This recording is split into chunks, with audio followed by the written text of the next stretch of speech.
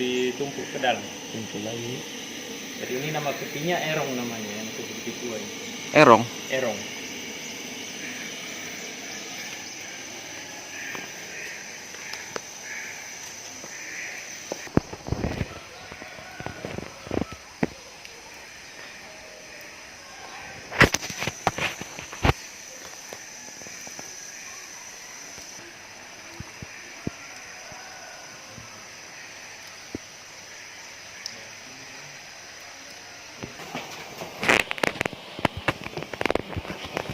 Masuk gua bro, makamnya bro.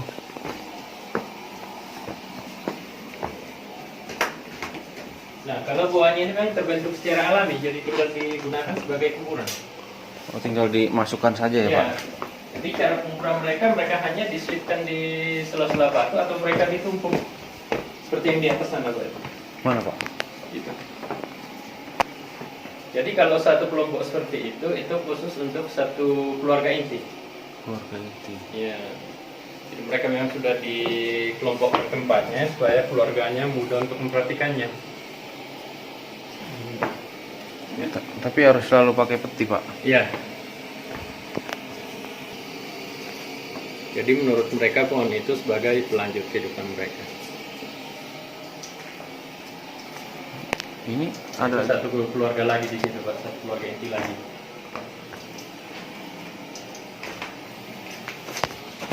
itu ada yang keluar dari peti ya, Pak? Iya, karena sudah lama, Pak.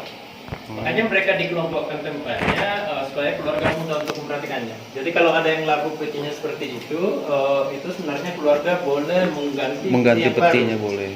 Cuma kalau mereka mau ganti itu harus melalui ritual kembali. Jadi ada ritual khusus di Toraja namanya ritual mak nenek. Mak nenek. Ya. Kapan terjadi ritual mak nenek, Pak? Biasanya? Itu biasanya itu nggak terkait waktunya, Pak, ya. Jadi terkadang 2-3 tahun baru diadakan lagi. Karena itu kan biayanya besar juga, Pak. Nah di situ bagus kalau mau ambil gambar berdiri di Selawat. Sudah 400 tahun yang lalu. Ya. Jadi kita kurang tahu apa itu yang lebih tua atau masih ada yang lebih tua dari itu. Cuma karena hanya salah satu, Pak, yang di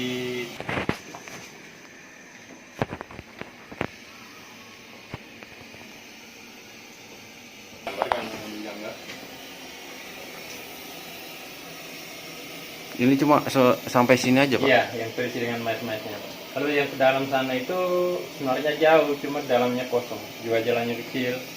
Jadi kita kadang manjat, kadang merayap. Nah, ini untuk mereka kenalin keluarganya itu bagaimana, Pak? Ini yang ini si A, yang ini si B gitu caranya. Kalau yang seperti ini, Pak, ya. Satu kelompok ini kan itu khusus untuk satu keluarga inti. Ya. Jadi keluarga itu masing-masing tahu tempatnya. Makanya mereka dikelompokkan tempatnya supaya keluarga mudah untuk memperhatikannya. Kalau yang seperti ini, Pak? Kalau yang tinggal tengkorak seperti ini itu kan dari satu keluarga juga, Pak. Nah, terus sisa tulang yang lainnya itu ditumpuk di kolong-kolong peti keluarga mereka. Jadi nanti kalau keluarganya mau mengganti peti yang baru itu boleh, itu mereka satukan ke dalam satu kotak. Satu kotak. Ya.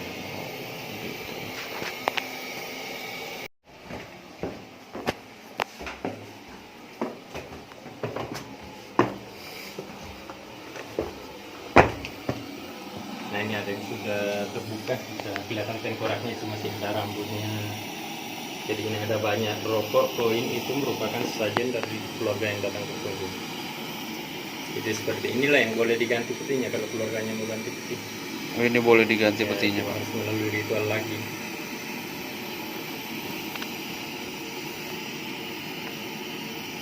Kita boleh ninggal rokok di sini? Kalau Bapak mau kasih nggak apa-apa, Pak? Nggak apa-apa. Nggak apa-apa.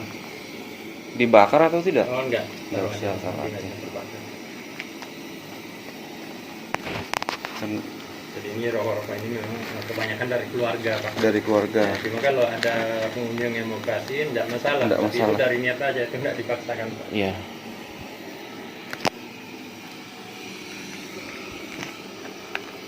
Ini bisa udah harus diganti ya? Iya. Cuma harus melalui ritual kembali.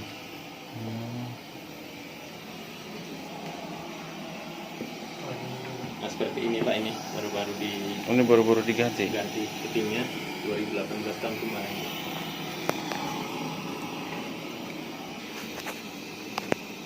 terus itu di bawah sana ada sepasang tengkorak. Itu dulunya satu laki, satu perempuan. Terus dulunya mereka itu mau menikah, tapi keluarga nggak merestui. Akhirnya mereka gantung diri sama-sama dari pohon. Nah, terus mengapa mereka nggak direstui? Itu karena mereka masih sepupu satu kali. Ya, jadi yang sebenarnya kalau kami di Toraja ini asal masih ada hubungan keluarga dekat itu memang sama sekali tidak boleh menikah karena itu masih dianggap saudara. Iya. Nah, terus ini katanya terjadinya tahun 1972. 1972. Mereka gantung diri. Pak. Gantung diri dari pohon berdua. Nah, Akhirnya itu dibawa Pak, bekas petinya yang ditimbun dengan plastik itu. Sisa tulang yang lainnya masih ada di situ. Nah, terus itu ada banyak pakaian. Jadi biasanya kalau orang Toraja meninggal itu mereka dikubur dengan barang-barang sayangan mereka. Nah, terus biasanya barang-barang yang diikutkan itu barang-barang yang bisa dimasukkan ke dalam peti, seperti pakaian mereka, perhiasan mereka. Dan mengapa barang-barang mereka diikutkan itu karena kami di Toraja ini sebenarnya masih percaya adanya reinkarnasi. Tapi tidak dipaksakan dengan kemampuan orang-orang yang meninggal, yang ditinggalkan. Maksudnya Misalkan diharuskan atau tidak gitu Pak? diharuskan Untuk menaruh barang-barang seperti ini. itu tergantung dari keluarga dekat Tergantung. mereka. Ya, tergantung dari kemampuan keluarga juga ya sebetulnya. Ya, Sama dengan upacara adatnya Pak, itu tergantung dari kemampuan keluarga. Jadi seperti biasanya kalau yang mereka yang dikubur di dalam gua ini itu kan khusus untuk kalangan bawah ya. Jadi itu biasanya yang penting mereka melakukan upacara adat baru mereka boleh dibawa ke kuburan. Ya seperti biasanya kan yang dikorbankan itu pada saat upacara adat diadakan itu kerbau dengan babi. Jadi biasanya paling 1-2 ekor kerbau itu sudah cukup. Yang penting mereka melakukan upacara baru mereka dibawa ke kuburan. Itu pun kalau keluarga dekat mereka nggak mampu, itu seluruh rumpun keluarga itu saling membantu untuk mengadakan upacara adat. Nah untuk kerbau dan babinya itu dipotong Terus dibagi-bagi atau ya, dimakan bersama gitu. Ya kadang kalau upacara besar itu kan ada yang dimakan bersama, terus sisanya itu dibagikan kepada masyarakat dalam kampung itu. Ya, sini masih ada Pak. Di bawah situ ada yang masih agak baru Pak. Yang mana?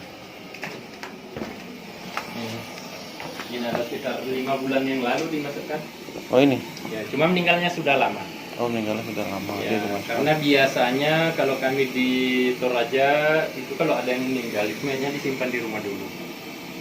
Jadi nanti setelah mereka melakukan upacara adat baru mereka boleh dibawa ke kuburan. Terus lama tidaknya di rumah itu tergantung dari biaya yang mereka butuhkan pada saat mereka mau diupacara. Jadi ada yang tahunan Pak, bahkan ada yang sampai tahun. Ya.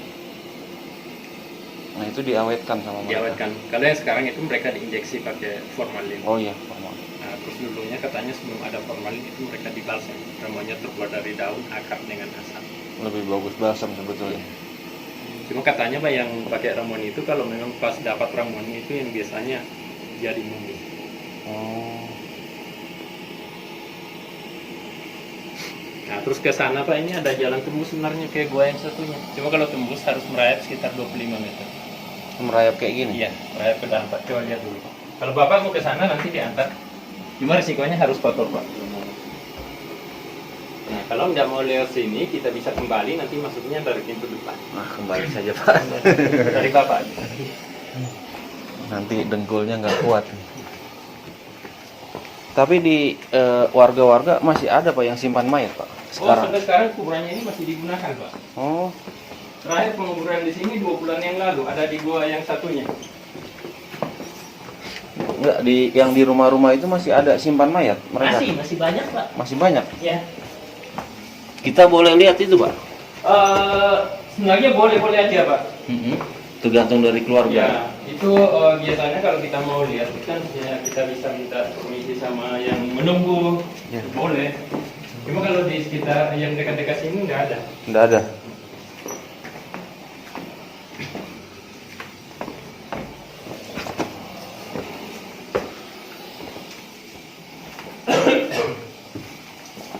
Buahnya bagus nih ya.